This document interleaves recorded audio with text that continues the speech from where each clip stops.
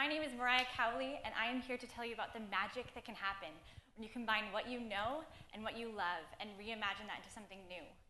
So as Ramon said, I am not your stereotypical engineer. If you can't tell by my haircut and the way I look, there's a lot more to me than just engineering. I do have a passion for structural design and all things that come with that, but I also have a love for the arts. I'm a painter, I'm a drawer, I'm a professional photographer, and on top of all of that, I also have a love for education and encouraging young minds to pursue what they're passionate about. And just as I am not your typical or your stereotypical engineer, Lyle is not your stereotypical engineering school. And with that, I got to take a class called Building Creative Confidence, taught by Professor Kate Canals, who's actually here in the audience today. And it's a class about facing your fears of failure and encouraging your creative side, whatever that may be, and really just putting yourself out into the world. And with that came a project, a final project where we were challenged to go and do. It was extremely open-ended with 12 different students. We had 12 different projects. One young woman taught a Bollywood dancing class. One young man did a project with a rock climbing wall and all about facing your fears of heights. And for my project, as ideas usually come to me, they hit me like a ton of bricks, and I decided that I wanted to do an interactive art exhibition with origami. And not just 7 centimeter by 7 centimeter paper, as origami is usually. I wanted to go big or go home. And so, and with that, I pulled a number kind of out of thin air. I decided on 9-foot by 9-foot paper, which is actually what you see right here. It's about twice as tall as I am. I'm 5'4", and with that, I decided to search online and try and figure out where I could find it. Unfortunately, Google, the all-powerful Google, could not solve my problem. The largest paper I could find was about 4 feet wide or 5 feet wide, and it wasn't until the photographer side of my brain kicked in that I realized that I had used paper like this before. I had used it before in a studio. You can buy paper 9 feet wide by 200 feet long, which is exactly what I needed. And so sure enough, I searched photography backdrop paper and was offered 200 different options and different shades of white. And so I decided on alabaster paper. I couldn't just go white. I had to decide on alabaster. And ordered it and sent the ginormous and extremely heavy roll to my parents' house in McKinney. And so with that project, not only were we charged to create something, but we were charged to allow someone to experience it. And so I decided that I wanted to reach out to a place that had impacted me when I was a child.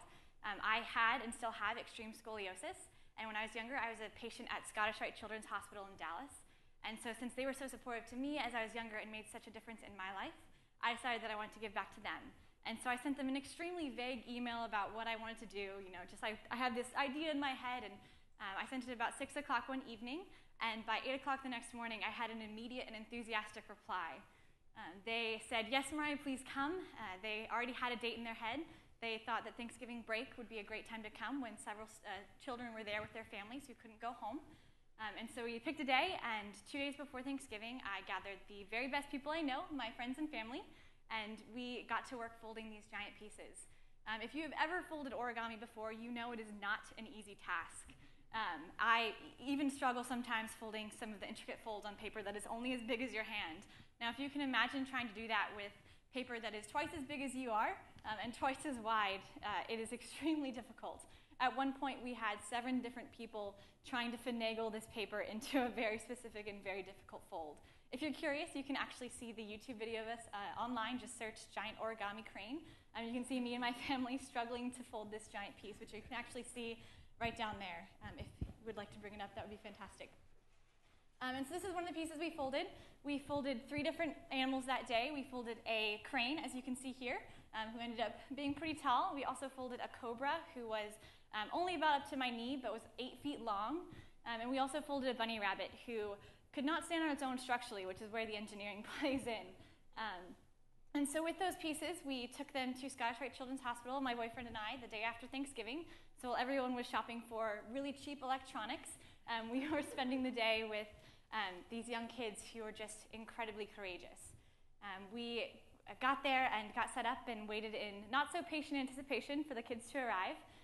And when they did, it was just amazing to see the joy and courage they had inside of them as they were facing all of these different issues. One young lady who I will tell you her story, her name, we'll call her Alex. She was about 12 years old and had just got out of severe spine surgery about 2 hours previously. She was in a wheelchair and also was wearing a back brace, and so she had extremely limited range of motion. And so with that, we got her set up with this origami crane.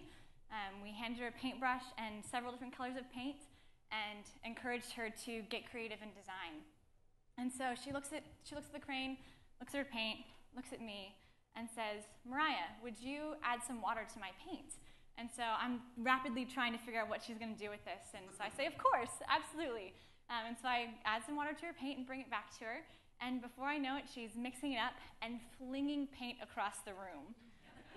Not only does she get it all over herself, but she gets it all over the crane and her brother, who was sitting on the floor working on another piece. She ended up painting the nurse's face. And just to see the joy and creative side come out of her, out of something that I had done for a project, was just incredible. And since then, not only am I doing a TEDx talk about it, but I've also done exhibitions at the Perot Museum of Nature and Science, which is here in Dallas. I did a members event with them and had the chance to teach some people and fold some giant origami with them and encourage kids to do that. And I also have opportunities in the future to continue with that, all because I decided to take what I know, which is engineering, take what I love, which is photography, art, design, and education, and combine those into a project that really changed who I am and how I see the world. And so with that, I charge you guys to do the same. So take the things that you know, take the things that you love and are passionate about, and go and change some lives. Thank you.